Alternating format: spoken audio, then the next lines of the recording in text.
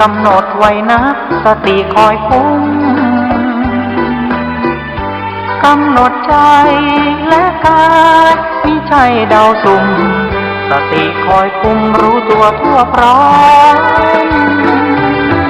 สติกลับมาปัญญาร่าเริงจิตใจเคยเลิงรู้ตัวโดยอ้อมหากปล่อยใจกายเผลอไปทุกย่อมหัวใจก็ย่อมฟุ้งซ่านให้มานเข้าคุม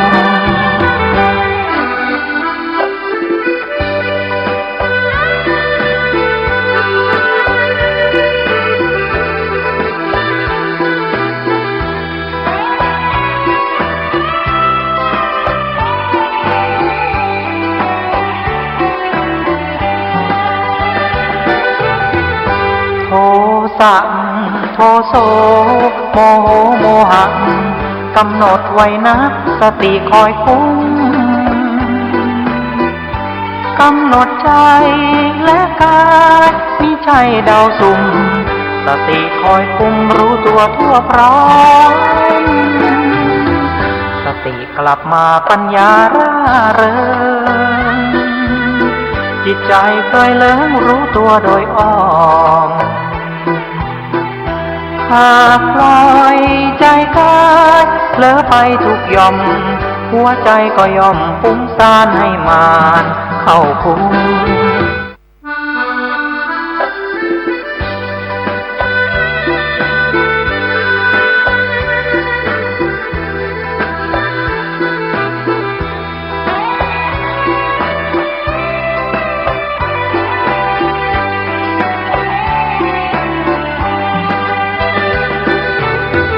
สติไม่มาปัญญาไม่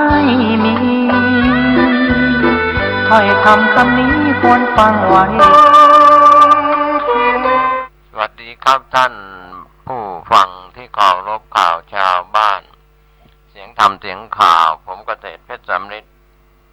บรรณาธิการข่าวก้าวหน้านิวทีมข่าวทีมงานรายงานตัวรายงานข่าววันนี้ก็เป็น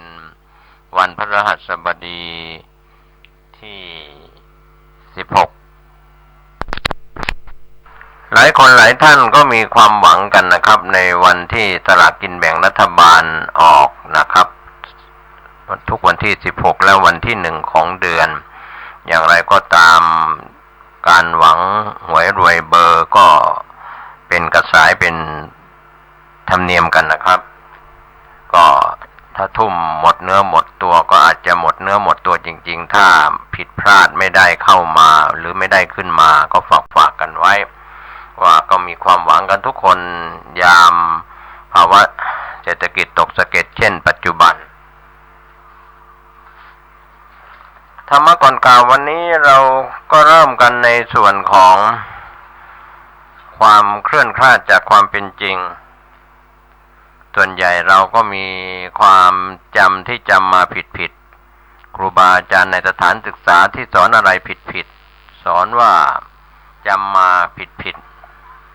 เรียกว่าทำให้ประวัติศาสตร์คลาดเคลื่อนจากความเป็นจริงเมื่อจำมาผิดก็ทำให้ผิดเกิดขึ้นเหมือนคนที่เป็นพ่อแม่ผู้ปกครองหรือครูบาอาจารย์ที่สถานศึกษาดังนั้นความจำที่เกิดขึ้นในเรื่องของความจำก็ขอให้ถูกต้องตามทำนองครองธรรมที่เป็นสัญญาที่ดีที่งามถูกต้องตามขนบธรรมเนียมประเพณีไม่ใช่จำอะไรที่ทำให้ทำลายความรักความสามัคคีการปรองดองกันที่เป็นสัญญาวิปลาสความจำที่จำมาผิดก็ไม่ดีส่วนจิตตวิปลาสจิตใจที่คิดอะไรแผลงตื้นบ้องหรือว่าคลาดเคลื่อนจากความเป็นจริงคนเราบางครั้งเรียนมากก็ไม่ยอมเชื่อฟังใครบางคนก็ถือว่ามีฐานะการงานการเงินหรือ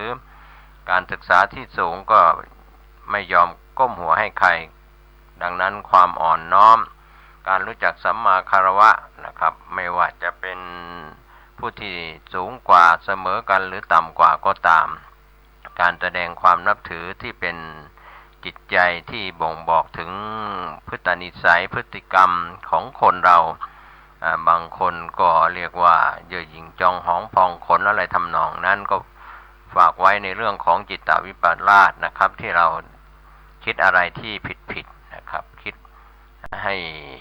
ดีให้งามตามหลักพุทธศาสตร์ตามหลักวิทยาศาสตร์หรือตามศาสตร์ที่เราได้ศึกษาจบปริญญากันมา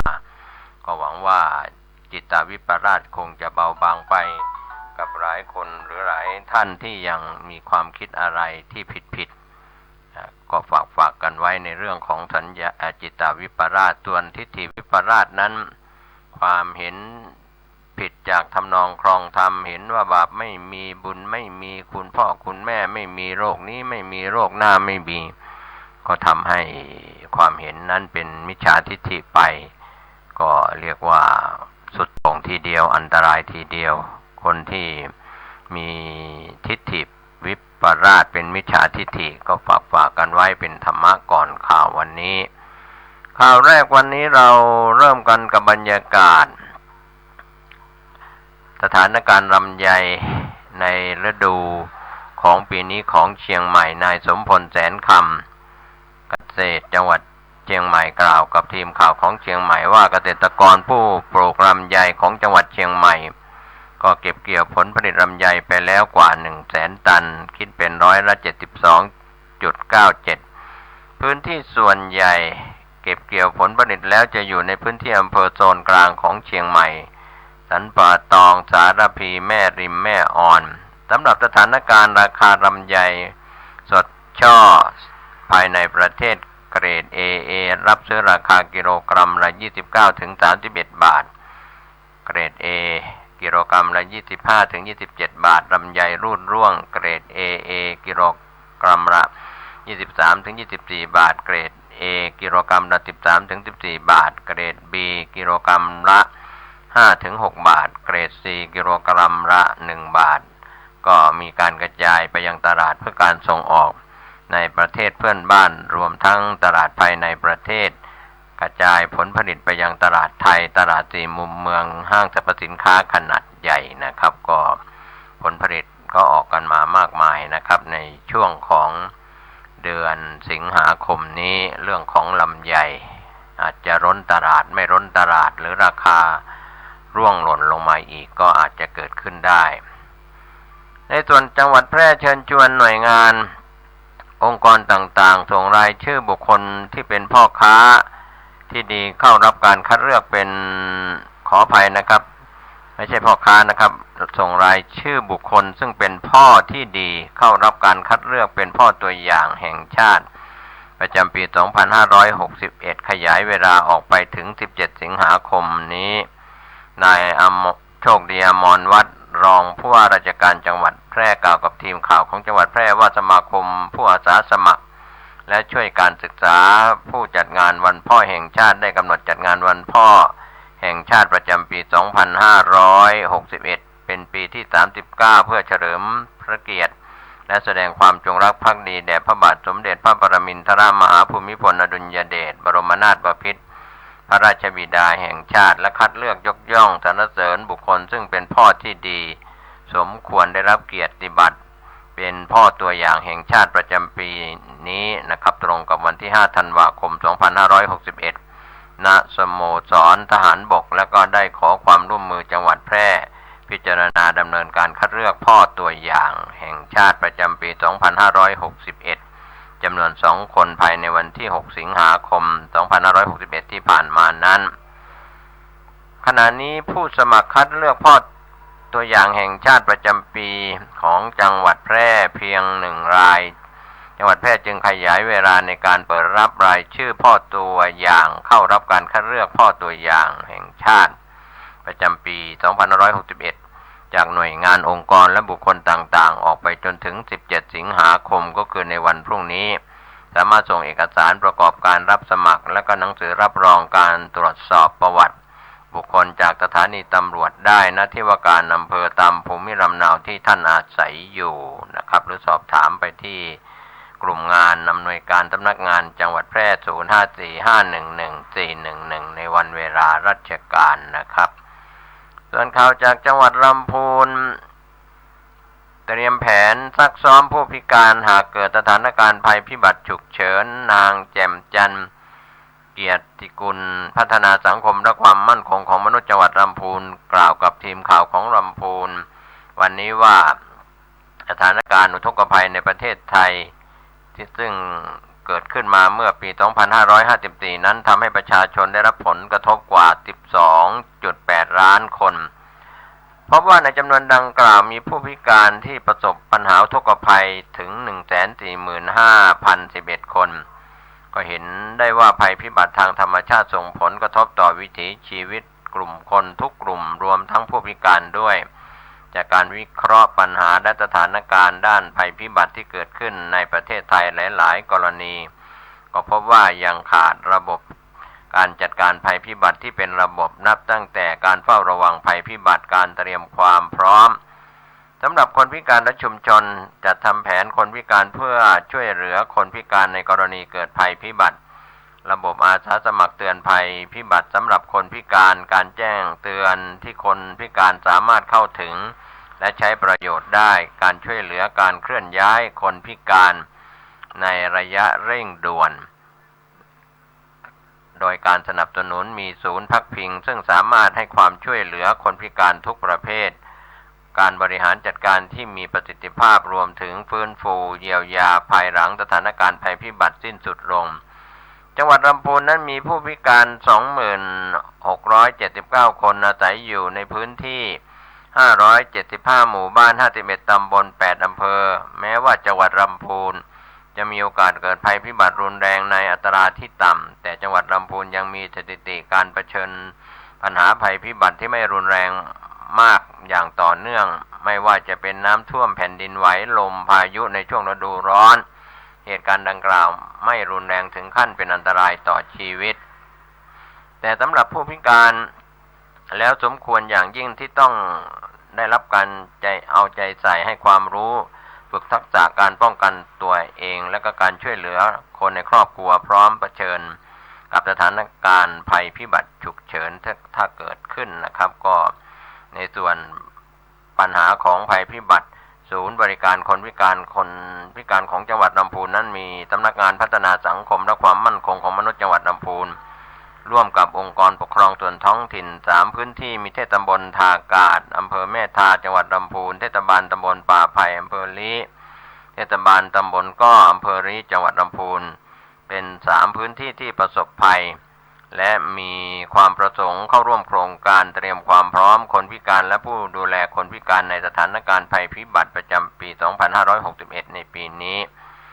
ก็เป็นโครงการขับเคลื่อนแผนจัดการภัยพิบัติสำหรับคนพิการฉบับที่1พุทธศักราช 2560 ถึง 2564 ขึ้นเตรียมความพร้อมให้คนพิการลดความเสี่ยงจากภัยพิบัติดังกล่าวนะครับก็เป็นตัวที่ทีมข่าวจากลำพูนได้รายงานข่าวนี้กันเข้ามานะครับในส่วนข่าวสารในพื้นที่จังหวัดลำปางที่ผู้สื่อข่าวได้รายงานกันเข้ามา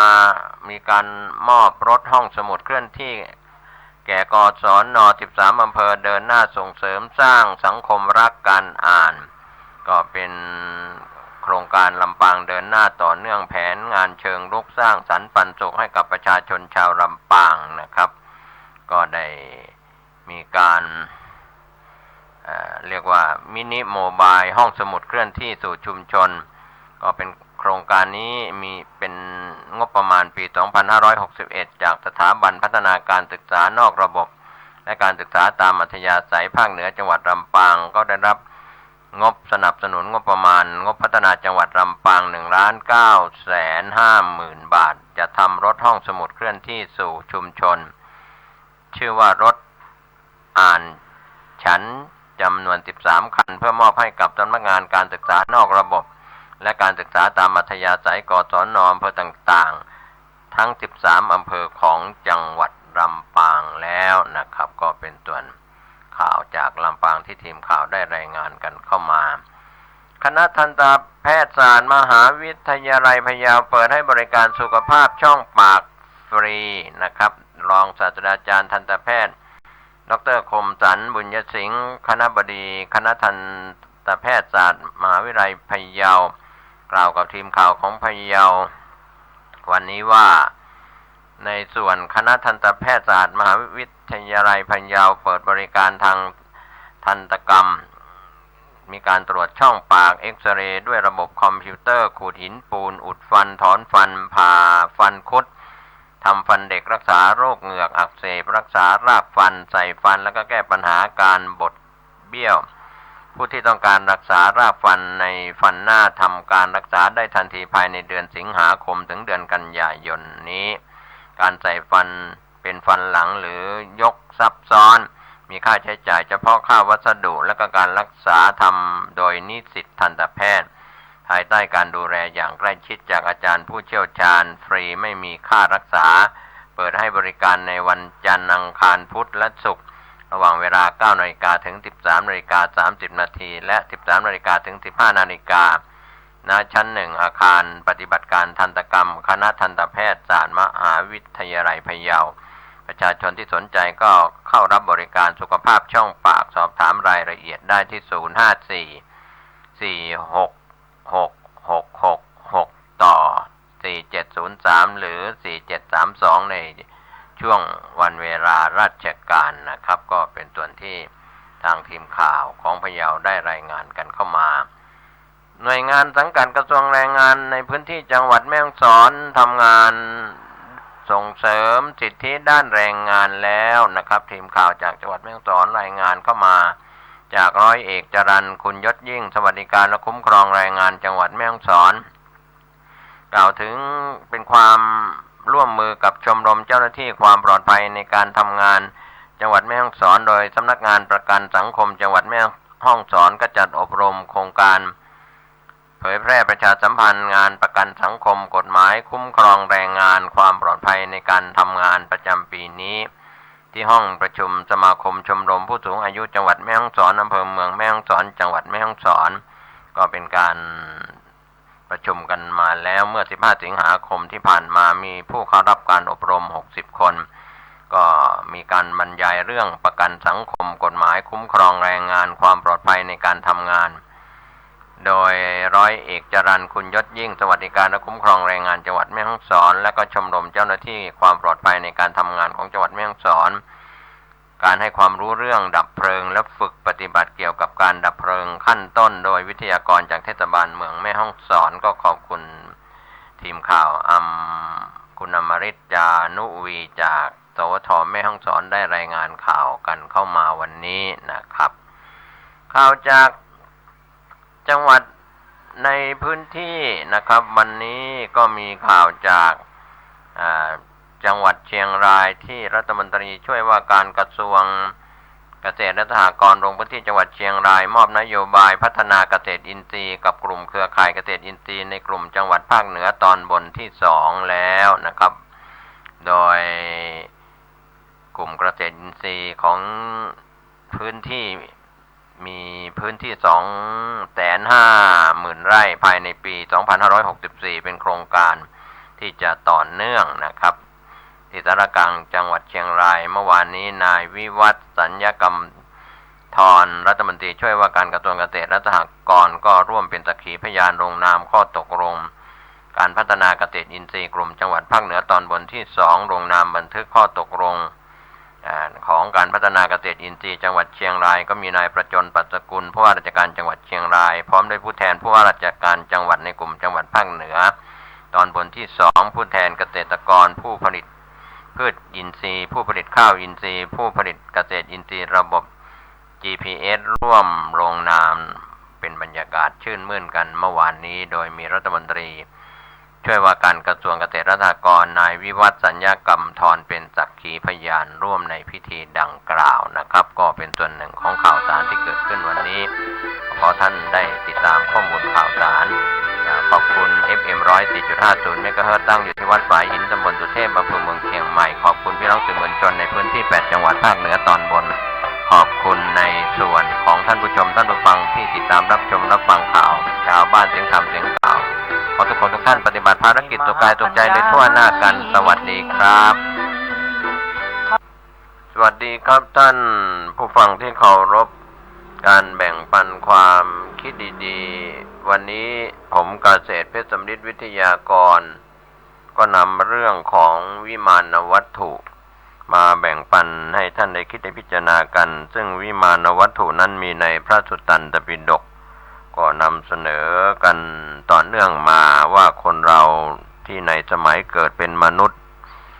แล้วได้พบพระพุทธศาสนาได้สร้างคุณงามความดีอย่างไรบ้างนะครับก็มีพระโมคคัลลานะซึ่งได้รับการยกย่องว่าเป็นผู้มีฤทธิ์นะครับได้ขึ้นไปสอบถามเทพบุตรเทพธิดาบนสวรรค์ว่าในสมัยที่ท่านเกิดเป็นมนุษย์นั้นท่านทำบุญใดไว้ก็เป็นตัวอย่างนำมาแบ่งปันให้ท่านผู้ฟังได้คิดได้พิจารณากันในวันนี้ก็จะนำเล่าถึงสุวรรณวิมานก็เป็นเรื่องเล่าที่กล่าวถึงในสมัยที่พระผู้มีพระภาคเจ้าประทับอยู่ณนครอันทกวินทะสมัยนั้นอุบาสกคนหนึ่งมีศรัทธาเลื่อมใสเป็นผู้สมบูรณ์ด้วยทรัพย์สมบัติได้สร้างพระคันธกุฎีที่สมควรเป็นที่ประทับของพระผู้มีพระภาคเจ้าถึงพร้อมด้วยอาการทั้งปวงที่ภูเขาโล้นแห่งหนึ่งไม่ไกลจากหมู่บ้านนั้นก็อาราธนาพระผู้มีพระภาคเจ้าให้ประทับอยู่ในพระคันธกุฎีนั้นแล้วบำรุงโดยเคารพตนเองก็ตั้งอยู่ในนิจศีลมีศีลเป็นนิจเป็นผู้มีศีลสังวรบริสุทธิ์ดีหลังจากทำการกิริยาตายไปบังเกิดในสวรรค์ชั้นดาวดึงส์ก็ปรากฏวิมานที่รุ่งเรืองด้วยข่ายรัศมีของรัตนะนานาชนิดมีไพฑีย์อันวิจิตรแวดล้อมงามพร้อมด้วยเครื่องอลังการประดับยอดหลากหลายมีฝามีเสาบันไดจัดไว้เป็นอย่างดีมีรมณียสถานที่น่ารื่นรมสมบัติที่ชี้ถึงอานุภาพแห่งกรรมของอุบาสกนั้นได้เกิดขึ้นเหนือยอดภูเขาทองท่านพระมหาโมคคัลลานะจาริกไปยังเทวโลกเห็นเทพบุตรนั้นจึงได้ถาม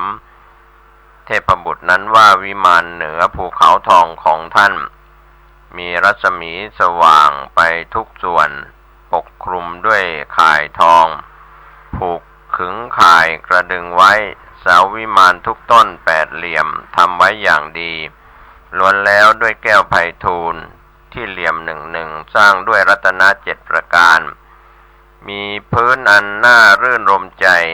วิจิตรด้วยแก้วไพฑูรย์กับทอง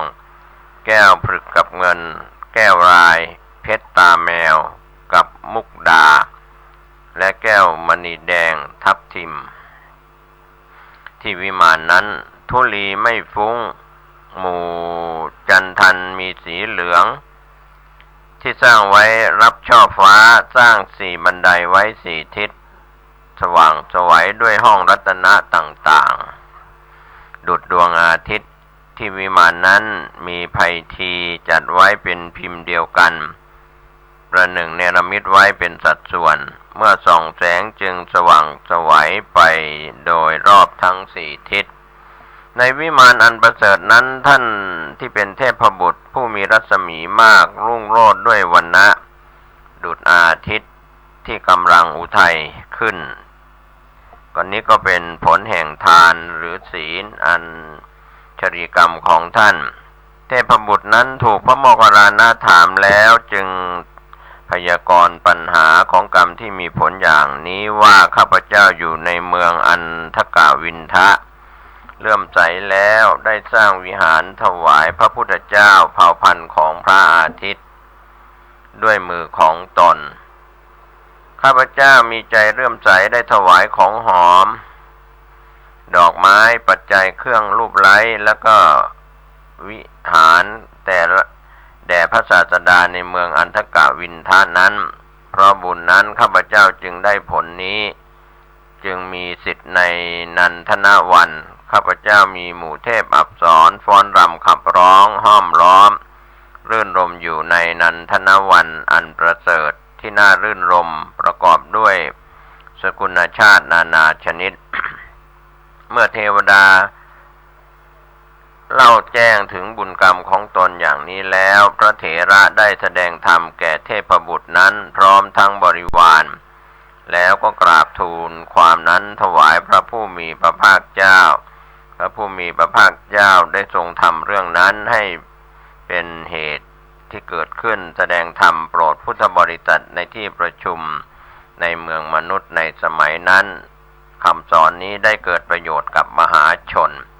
ก็จบในสุวรรณวิมานนะครับท่านผู้ฟังก็การทำบุญในยุคที่มีพระพุทธองค์ปรากฏอยู่ยังมีพระชนมายุอยู่ในอินเดียโบราณวิมานถัดไปชื่อว่าอัมพวิมาน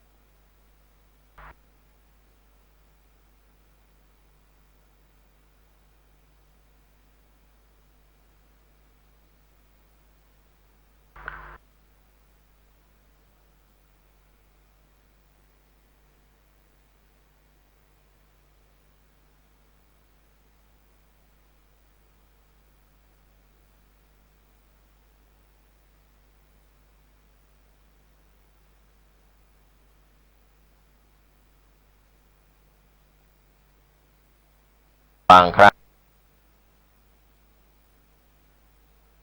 งมีสงฆ์สาวกตามเสด็จ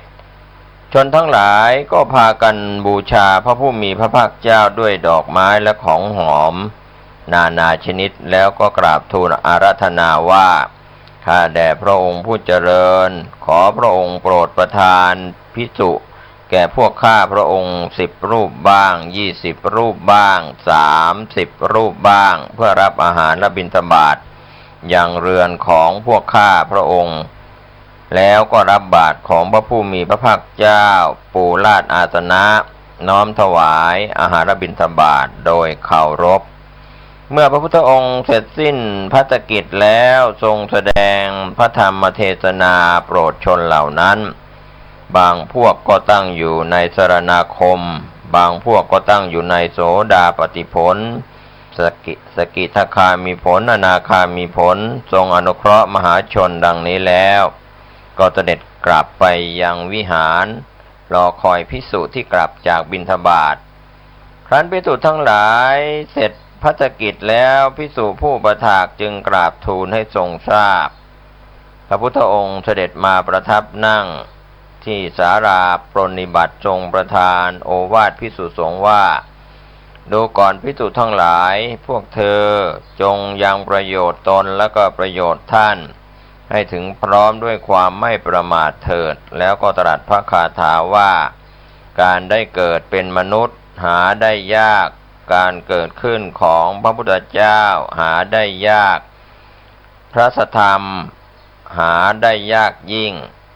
การถึงพร้อมด้วยศรัทธาหาได้ยาก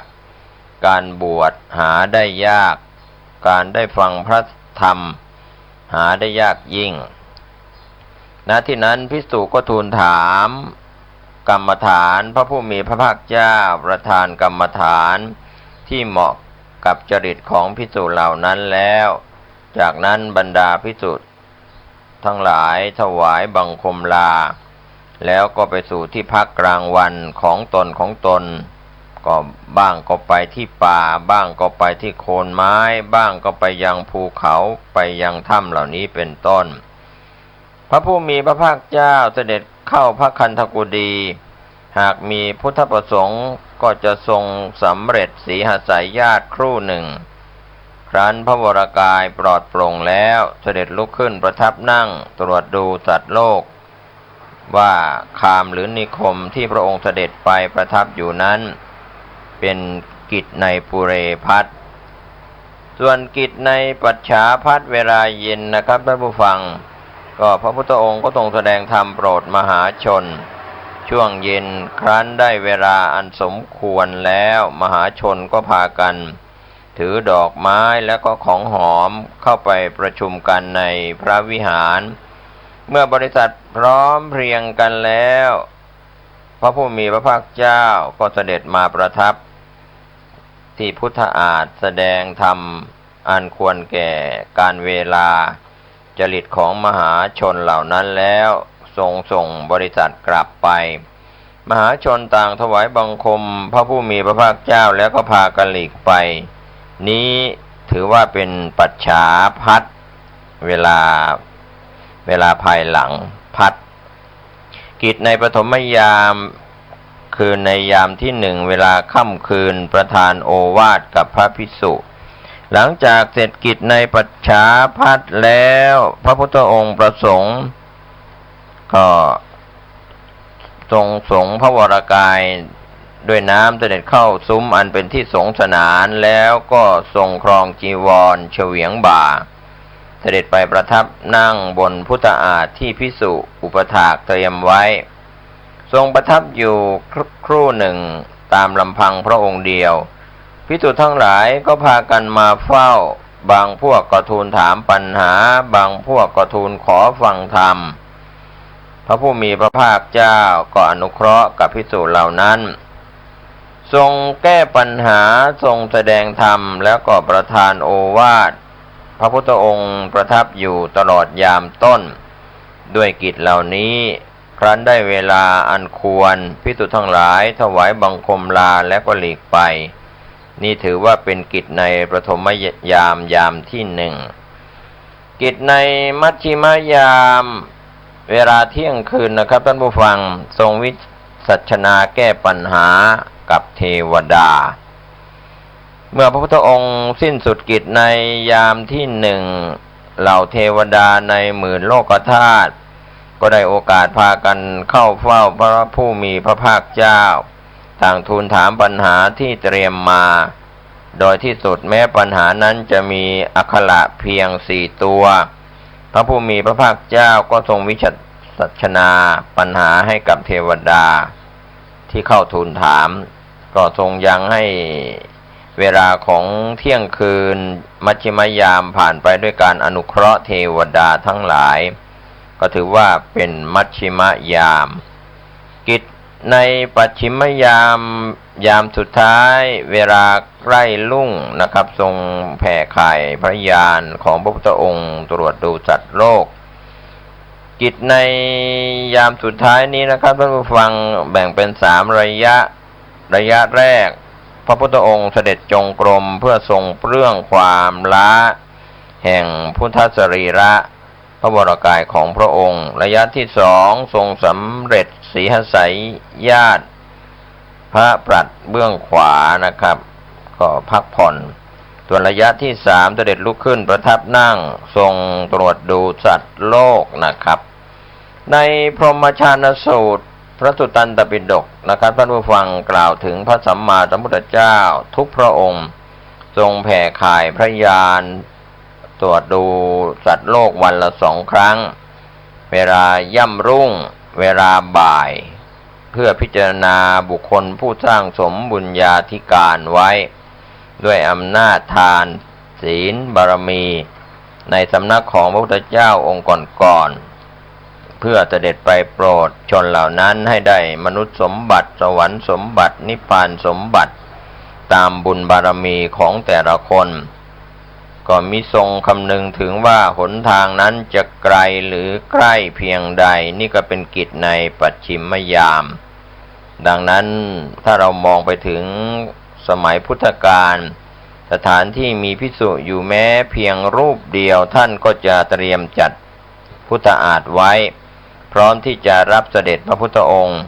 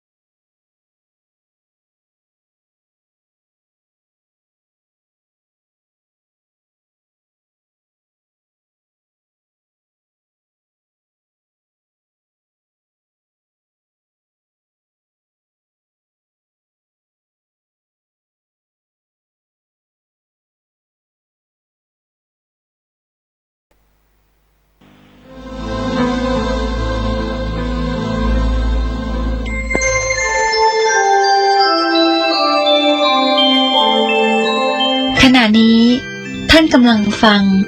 สถานีวิทยุกระจายเสียง FM 104.5 เมกะเฮิรตซ์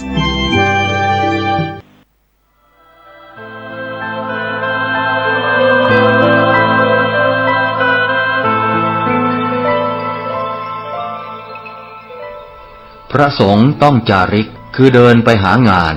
การรอให้งานมาหาเพียงอย่างเดียวอาจได้ผลน้อยหรือถูกกลืนไปในที่สุดรูปแบบของนักเผยแผ่ยุคใหม่จึงต้องทำงานเชิงรุกให้มาก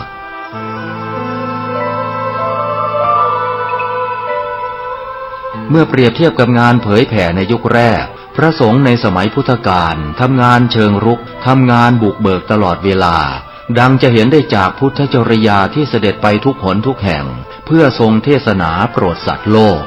แม้ในแต่ละวันพระพุทธองค์ก็ทรงตรวจดูสัตว์โลกที่มาปรากฏที่ข่ายพระญาณของพระองค์แล้วก็เสด็จไปแสดงธรรมโปรดขอให้พระธรรมทูตทั้งหลายพิจารณาพระพุทธวจนะที่ว่าจรถะภิกขเวจาริกัง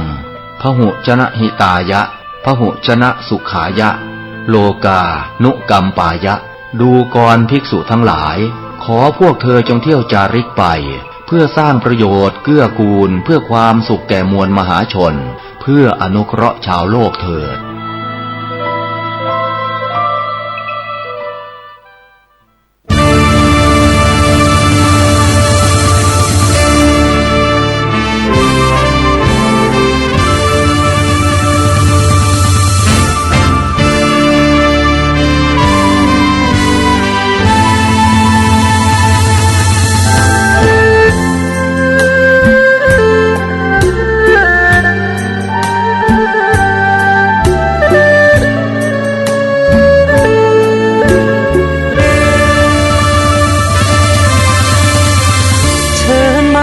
สัมผัสวัดที่กายใจ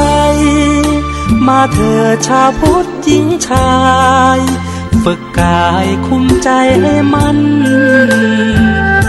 มาลองเรียนรู้